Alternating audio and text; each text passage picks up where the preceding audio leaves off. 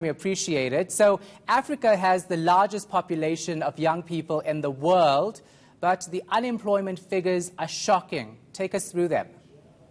Yeah, so we've been on this journey of trying to unpack youth unemployment for a while. I mean, I've got a history in developing young women for employment. But the fact of the matter is the private sector at its current stage is not big enough to absorb the youth bulge in the continent.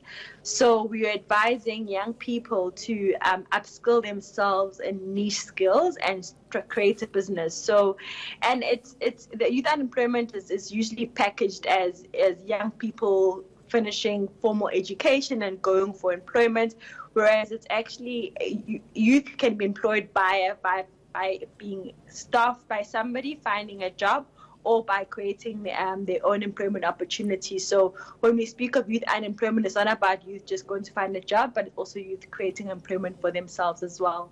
You make it sound so easy, but we know that that's actually really difficult for youth in Africa, especially when it comes to getting skills and getting loans to start businesses.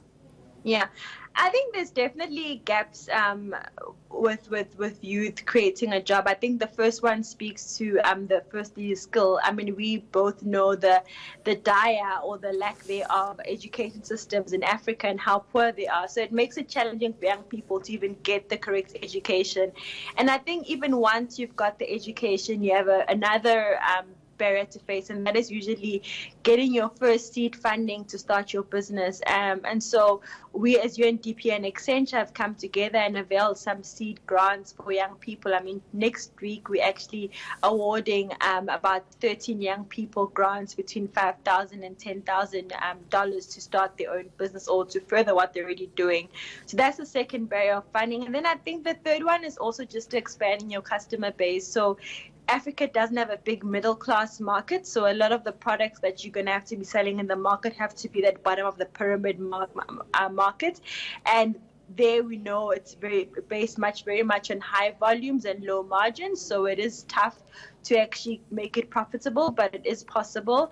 And so those are just the challenges we have. And I mean, there's other things that are over and above entrepreneurship, things like infrastructure that we know is lacking in our country. So if you're selling consumer goods, you struggle to get your products across the different African countries. And then we have policy as well. We've got one of the most backdated policies in Africa that, especially when it speaks to things around technology or entrepreneurship, responding to what the new is, we're pretty much behind in that regard around our government policy. I'm so glad you mentioned all those things, because most people will ask you if our governments are actually failing to help create jobs for young people.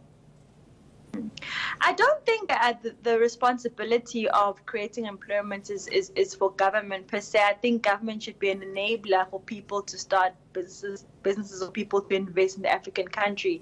And I think it's a matter of government maybe understanding what young people are trying to do out there and the barriers that they face.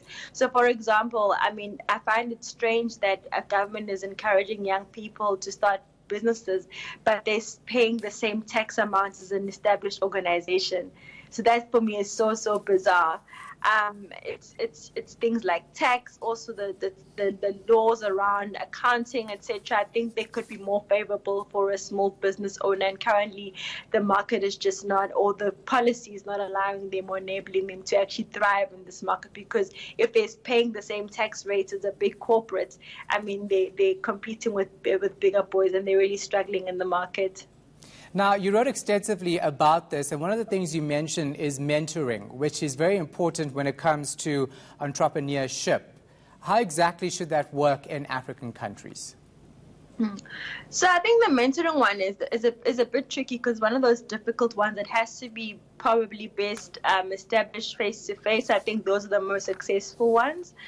And so for me, mentoring is really having an advisor for your business or for your career growth, somebody who's at least 5 to 10 years ahead of you and who can show you what they've done or how they've solved certain challenges that they've faced in their careers.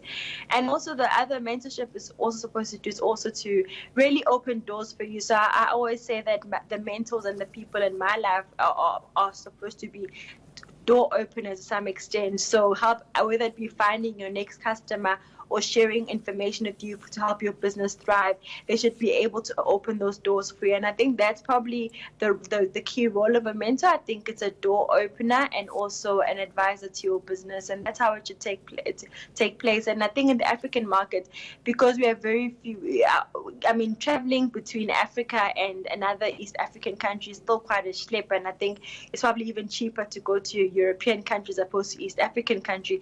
Meeting these leaders that speak to our goals and our objectives as a business is kind of a challenge at times, and so it's not as easy to establish these mentorship relationships within the continent. All right, thank you so much for your time. We do appreciate it.